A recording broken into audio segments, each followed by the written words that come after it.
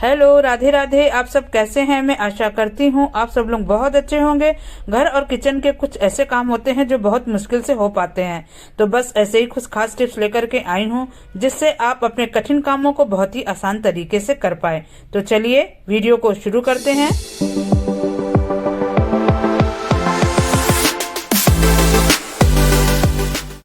मेरी पहली टिप यहाँ पर चॉपर को लेकर के है। इस समय तो ज्यादातर लोग अपने किचन में चॉपर का यूज करते हैं। रोज इसका यूज होने की वजह से जो इसकी ब्लेड है उसकी जो धार होती है वो धीरे धीरे कम होने लगती है। जब भी हम लोग कोई चीज इसमें चॉप करने बैठते हैं तो वो अच्छे से चॉप नहीं हो पाती है, तो हम लोग को बहुत ही प्रॉब्लम होती है। आप क्या करें, एक कोई भी पुरानी कप ले लीजिए। तो इस यहाँ पे देखिए मैंने पुरानी कप ली है, इसका यूज मैं कई बार कर चुकी हूँ।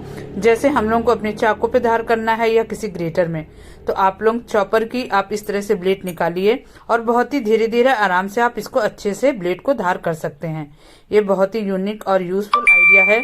आपको कहीं भी जाने की जरूरत नहीं है। ये जरूरत नहीं है कि आप कोई नया चॉपर खरीद के लाए, इसकी ब्लेड खराब हो गई है, तो आपको ऐसा बिल्कुल नहीं करना है। आप एक एक ब्लेड अच्छे से चारों तरफ से इसको अच्छे से धार कर लेंगी और ये बहुत ही अच्छे से और कम समय में जो कप हम लोग की पुरानी होती है उससे बहुत ही अच्छे से धार हो जाता है। आप लोग जब ट्राई करेंगे तो आपको इस चीज का खुद पता चल जाएगा।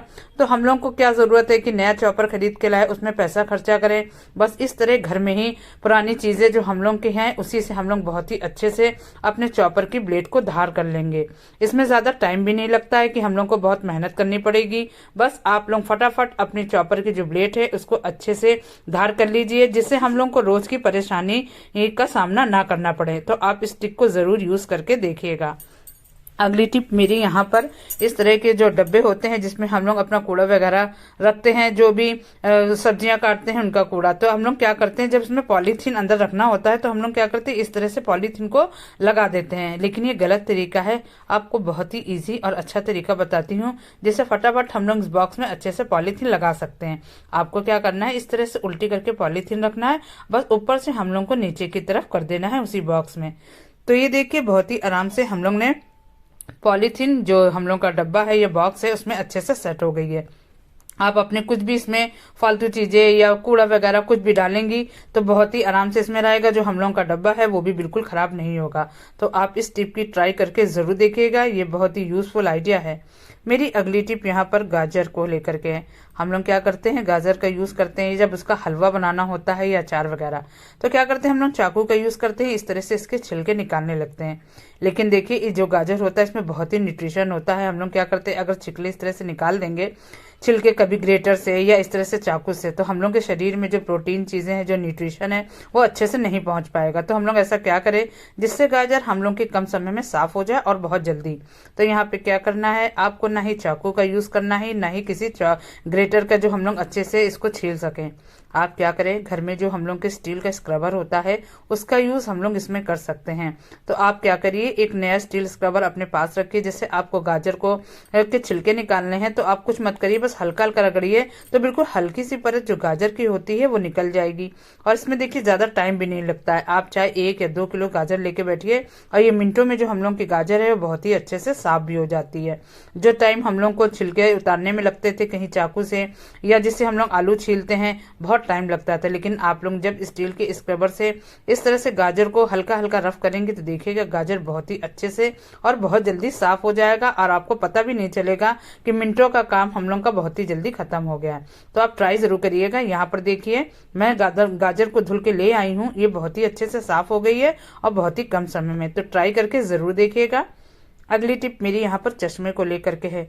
चश्मे तो अगर चाहे छोटे हों या बड़े सभी लोग लगाते हैं, लेकिन जो चश्मे लोग रोज लगाते हैं तो उनको बड़ी प्रॉब्लम होती है कि जहाँ पर नाक के पास हम लोग पर चश्मा रुका रहता है, तो वहां पे देखा होगा जो दिन भर चश्मे लगाते हैं तो उनके आंखों के नाक के पास थोड़ी सी रेडनेस आ जाती है और उन लोगों को बहुत दिक्कत होती है। तो आप क्या करें, जब आपके नाक के पास थोड़ी बहुत भी रेडनेस हो जाए तो आप क्या करें, इस तरह से चश्मे पर आपको यहाँ पे पाउडर लगा लेना है। इससे क्या होगा, रेडनेस तो पूरी तरह से चली जाएगी। आप लोग चाहे जितनी देर भी चश्मा लगा रहेंगे तो कोई भी प्रॉब्लम नहीं होगी। ये यूजफुल आइडिया है। घर पे ही हम लोग छोटे छोटे जुगाड़ के अपनी जितनी भी प्रॉब्लम हो उसको सॉल्व कर सकते हैं। तो अगली चश्मे को लेकर एक टिप और है। अक्सर ऐसा होता है ना कि चश्मा यूज करते करते जो इसकी डंडी होती है, जो हैंडल होते हैं, वो धीरे धीरे लूज होने लगते हैं। लूज होने की वजह से हम लोग झुकते हैं या कोई वर्क वगैरह कर रहे हैं तो ये चश्मा गिर जाता है। तो आपको क्या करना है, इस तरह से छोटी सी रबड़ बैंड लेनी है और जहां कान के पास हम लोग का चश्मा अटकता है, आपको उसी जगह पे छोटी सी रबड़ बैंड इस तरह से 3-4 बार फोल्ड करके लगा देना है। तो यहाँ देखिए मैंने एक तरफ लगा दी है और दूसरी तरफ भी मैंने लगा दिया है। देखिए इससे क्या होगा, रबड़ बैंड लगाने से हम लोग को कोई भी कान में प्रॉब्लम नहीं होगी।